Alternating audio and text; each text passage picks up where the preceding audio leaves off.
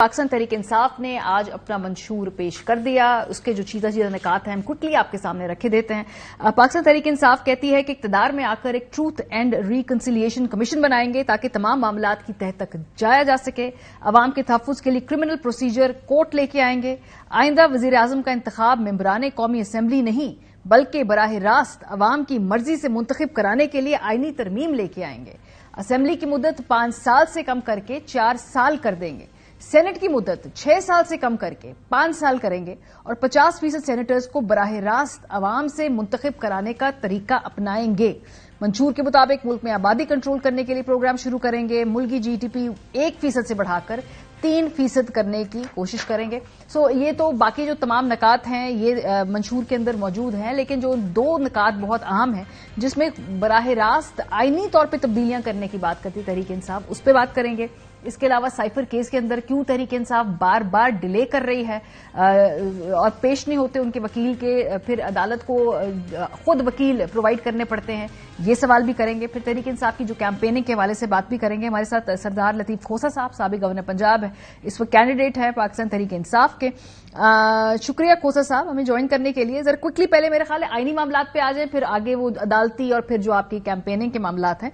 ये जो आपने अपने मंशूर के अंदर कहा है कि आइंदा वजीर आजम का इंतखाब मेंबरान कौमी असम्बली नहीं बराह रास्त अवाम की मर्जी से मुंतखब कराने के लिए जो आईनी तरमीम ला रहे हैं, पहली बात तो ये कि इसके लिए आपको 2/3 चाहिए होगी, 2/3 मेजोरिटी, या फिर आपको बाकी जमातों को कन्विंस करना होगा। लेकिन ये क्या तजवीज है? क्या ये एक सेमी प्रेसिडेंशियल या ये कोई नया ये कहां से आ रही है और ये इम्प्लीमेंटेबल है भी?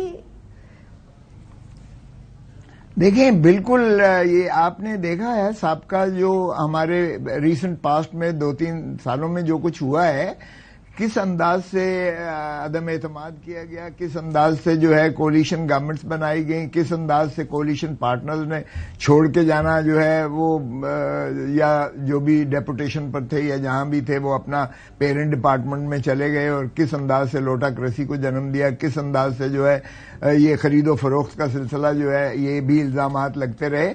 तो मेरे ख्याल में बेस्ट इसका तरीका बिल्कुल यही है कि बराह रास्त वजीर आजम का इलेक्शन हो जिसमें ये तमाम कबाहतें जो है दूर हो जाएंगी। ना तो ये इलेक्टेबल या MNAs के जो है हाथ में रहेगा, बल्कि ये 25 करोड़ अवाम के हाथ में चला जाएगा, यानी 12.5 या 13 करोड़ जो भी वोटर्स हैं उनके दस्तरस में चला जाएगा, बल्कि पॉपुलर तरीन जो शख्स है वो वजीर आजम बनेगा। और जो लेजिस्लेचर है उसका काम कानून साजी ही तक जो है महदूद रहेगा, और कानून साजी ही होना चाहिए या पॉलिसी साजी जो है बनाई जाए और प्राइम मिनिस्टर को वो गाइड कर सकें, और प्राइम मिनिस्टर का इफेक्टिवली जो है एक इदारा होना चाहिए। वैसे भी आपको तो इल्म है कि लीडर ऑफ दी पार्टी जो है वो उसी की जज्बियत जो है वो किसी पार्टी को जो है वोट दिलाती है और सीटें दिलाती है। तो फिर ये एनॉमली क्यों हो कि वो जो है वजीर आजम या लीडर ऑफ द हाउस मोहताज हो उन 342 लोगों का। लेकिन साहब वो जो पार्लियामेंट के अंदर सर MNAs आएंगे वो भी अपने इलाके के लोगों की नुमाइंदगी करेंगे, वो लोग वहां से वोट लेके आएंगे। तो अगर वो अमूर हुकूमत के अंदर उन लोगों की जो कॉन्स्टिट्यूएंसी की अवाम की जो उमंगे हैं वो झलक रही होंगी ना उनके, तो फिर वो एक पैरेलल सिस्टम बनेगा। और थोड़ा ये भी बताइए क्या इसका खाका वो जो सदारती निजाम है जिसके बारे में उससे मिलता जुलता होगा कि जो वजीर आजम का ऑफिस है उसके अंदर तमाम इख्तियारात होंगे, डायरेक्टली वोट में वो इलेक्ट होकर आया करेंगे? ये क्योंकि एक नया तजर्बा है ये। नहीं, देखिए ब्लेंड होगा, ये हमने कर लिया, हमने सदारती निजाम भी आजमा लिया, उसकी कबाहतें भी हमारे साथ हैं। हमने पार्लिमानी वेस्टर्न डेमोक्रेसी को भी हमने अपना लिया, हमने देखा कि उनको किस तरीके से जो है मुक्तदर हल्के या जो भी हैं दौलत की खरीदो फरोख्त है, इक़्तिदार का जो है उनको खौफ जो है हमने देखा, उससे भी वो उनकी लॉयल्टीज वफादारियां तब्दील करवाई गई। और हमने देखा है कि जितनी भी कबाहतें आई हैं इस वेस्टर्न डेमोक्रेसी की और जितनी जो है वो कबाहतें थी प्रेसिडेंशियल फॉर्म की, हम उनको दूर करके उसका बेहतरीन हल यही निकाल सकते थे कि जो प्राइम मिनिस्टर ہے وہ ڈائریکٹلی مینڈیٹ لے کر عوام کا آئے اور لیجسلیچر کے اپنے حدود و قیود ہوں. آخر امریکن سسٹم میں بھی تو آپ دیکھیے گا کہ سارا چیز جو ہے کانگریس یا پارلیمنٹ کرتی ہے, وہ جو ہے بلز بھی وہی پاس کرتی ہے, پیسہ بھی وہی دیتی ہے, پالیسیز بھی وہی دیتی ہے, لیکن پریزیڈنٹ جو ہے اس کی ظاہر ہے کہ چونکہ وہ ڈائریکٹلی الیکٹڈ ہوتا ہے تو اس کا اپنا مینڈیٹ ایک آتا ہے.